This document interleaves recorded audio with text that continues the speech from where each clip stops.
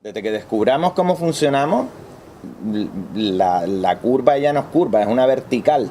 Claro. ¿Sabes? Por eso se habla de poshumanismo. Ya el ser humano, como lo hemos conocido, desaparece, porque vamos a saber realmente cómo funcionamos. A nivel mental, yo creo que después vamos a descubrir mucho más. Por ejemplo, la interconexión, aunque no sea científico, hay mucha intuición médica al respecto de que realmente podemos interconectarnos, de que nuestro cerebro tiene mucha más capacidad. Se habla de capacidad, no lo sabemos, pero sí que hay muchas experiencias a lo largo de nuestra historia que dan pistas y que pueden abrir investigaciones. No ahora porque está todo en pañales, pero cuando logremos ese mapa y empecemos a crear prototipos de capacidades aumentadas a través de tecnología, los campos de investigación se van a multiplicar exageradamente y va a suceder como está sucediendo ahora con la tecnología, que es que cada día tenemos como 1000 líneas nuevas de investigación abiertas. Es que no podemos, estamos infoxicados, nos supera, ¿sabes? Saber dónde está la señal en todo este ruido es dificilísimo. Y bueno, es algo por lo que este encuentro es maravilloso también. Bueno, ¿qué tenemos hoy que esté revolucionando la mente o la conexión de la mente con la máquina? Citaba Moisés, implantes cocleares, miembros biónicos, interfaces manejadas desde el cerebro o con la vista.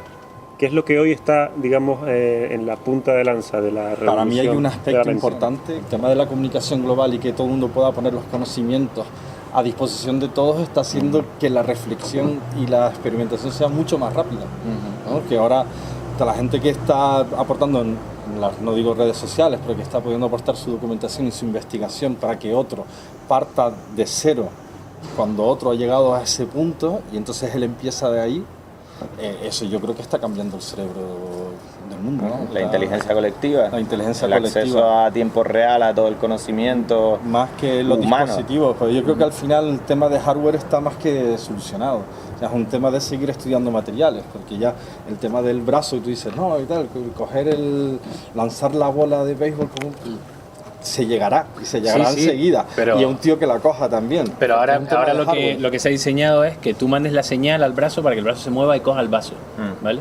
Pero coger una pelota al vuelo implica que el ojo ve la pelota, tu cerebro por la experiencia acumulada y viendo el tipo de lanzamiento, sabe más o menos cuándo va a llegar, con qué fuerza va a llegar y dónde va a llegar, y mueve el brazo ahí, ¿vale? Porque tú evidentemente, con lo rápido que va, no puedes ver durante todo el trayecto la bola, sino que tu cerebro crea el algoritmo y dice, si sale de allí a esa velocidad más o menos y tal, y no sé qué, con el viento que hace, todo eso tú no eres consciente, pero tu cerebro lo está calculando, ¿vale? Y manda la señal al brazo también de forma inconsciente. Entonces la interfaz que hay ahora permite de forma voluntaria mover un brazo, pero para que puedas simular y programar todo eso, yo creo que todavía queda bastante. Pero bastante rápido. Yo lo veo, por ejemplo, el tema de los coches autónomos. Al final un coche va a conducir mejor que una persona siempre, porque va a ser capaz de procesar mucho más información que la que procesa los ojos del ser humano, porque a la máquina le podemos poner 5, 6, 10 ojos. Sí, pero en la conducción se dan muchísimas variables. Entonces, ahí todavía, de hecho Elon Musk lo decía el otro día, ahí todavía hay mucho que ver. Porque aunque van a conducir, y creo que están a un buen porcentaje de conducción, digamos, impoluta, sin producir accidentes, sin generar catástrofes, todavía les queda un 20% donde una mente humana tiene una capacidad de respuesta enorme, porque es capaz de ser previsora, porque se anticipa, pudiendo calcular una cantidad bestial de variables que están sucediendo en ese momento. Pero es un tema de hardware. Pero ahí todavía no lo sabemos, porque todavía no sabemos cómo funciona la intuición. Vuelvo al tema de la métrica, es que todavía no está estudiado el cerebro y cómo funciona perfectamente. Está muy estudiado, pero hay cosas que se nos escapan. Porque ante 4 millones de variables, que son los que te puedes encontrar por ejemplo, cuando estás al borde de un accidente de coche y escapas por los pelos, y el escapas por los pelos siempre es como, Dios me salvó, hablando antes de Dios, pero es que a lo mejor no, y es que tu mente se ha puesto en un modo de funcionamiento tan bestial que ha sido capaz de procesar esos 4 millones de variables y encontrar una solución óptima, ni siquiera basada en tu experiencia, pero era la primera vez a la que te enfrentabas a esa situación. pero extrapolando situaciones parecidas, sabiendo de todo tu conocimiento adquirido en situaciones similares, etcétera, etcétera, has encontrado la solución justa de haber accionado lo que accionaste en ese preciso momento. Eso no se puede comprobar a día de hoy, no hay ningún estudio que lo respalde, pero tenemos ese punto de decir, creemos que el cerebro es potentísimo y estamos a años luz de poder llegar a una simulación tan compleja como va a ser. Porque estamos hablando, por ejemplo, del caso con entrenamiento, ¿no? La gente que es capaz de reaccionar ante un accidente o un combate en cuerpo a cuerpo, es el entrenamiento. No, y te pasa a ti aún sin entrenamiento. Fíjate, ¿tú cuántas veces has escapado de cosas que dices tú por los pelos? Pero puede ser aleatorio. También. Puede ser aleatorio. La aleatoriedad es otra cosa que no te define. Seguramente se escapará antes de un accidente Fernando Alonso en un accidente de conducción antes que yo. Sí, sí. ¿Sabes? Entonces al final... Esa es la probabilidad, a lo mejor pasa al revés. Bueno, es verdad. La probabilidad es que él debería salvarse mejor antes que yo, claro. ¿no?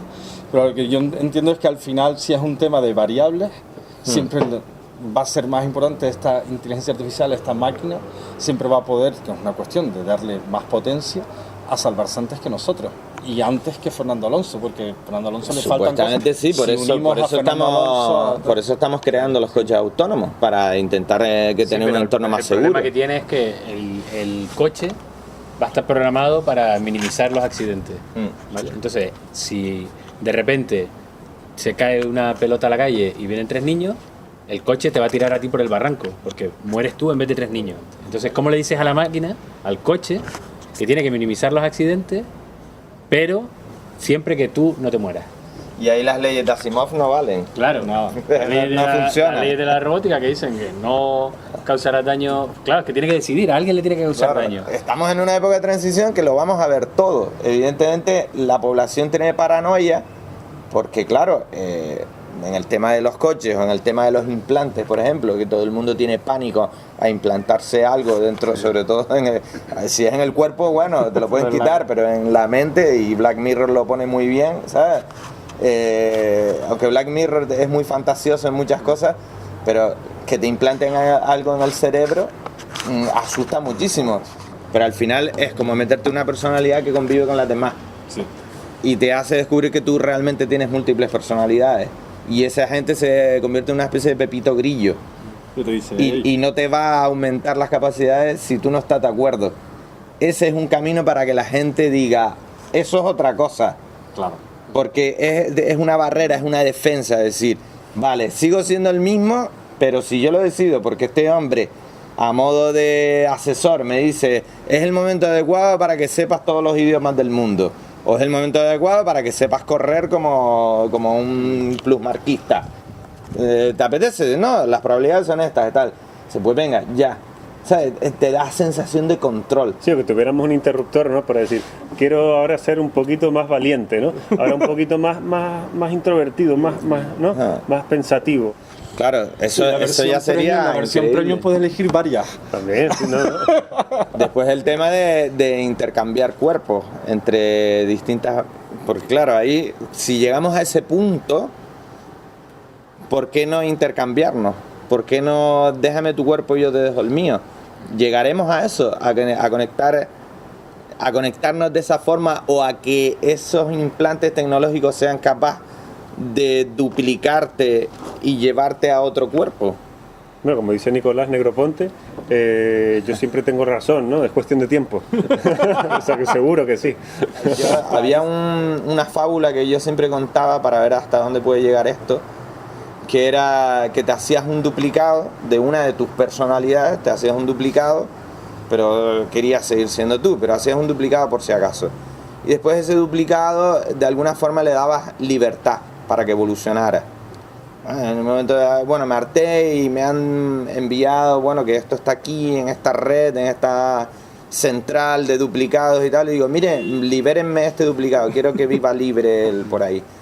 Ese duplicado empezaba a evolucionar, yo me olvidaba de ver, y el duplicado acababa tomando forma humana, corpórea, porque ya había evolucionado, se había convertido de hecho en una mujer, prefería ser una mujer, se había traspasado a un cuerpo humano, y entonces yo conocía a esa mujer y me enamoraba de ella.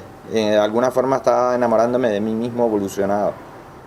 Este tipo de cosas podrían suceder. Pero Esto no está un poco... Yo con lo que me encanto. Claro, me encanta. Me he enamorado de mí mismo, del cuerpo de una mujer, pero sin saberlo. ¿Podemos empezar a hacerlo ya con la realidad virtual? O sea, ya tuvimos un precedente, ¿no?, que fue Second Life, pero esta semana Facebook ha lanzado su plataforma de realidad virtual y todo da la impresión de que esto va a explotar ya de un momento a Sí, otro. lo va a hacer. O este año, a finales de este año, principio, en cuanto todos tengamos, digamos, disponibilidad, unas gafas o algún sistema, pero ya eso podemos empezar a hacerlo de manera virtual, por lo menos, y tiene mucho que ver con cómo interpretamos la realidad, con la diferencia entre realidad virtual, vigilia, sueño, ¿no?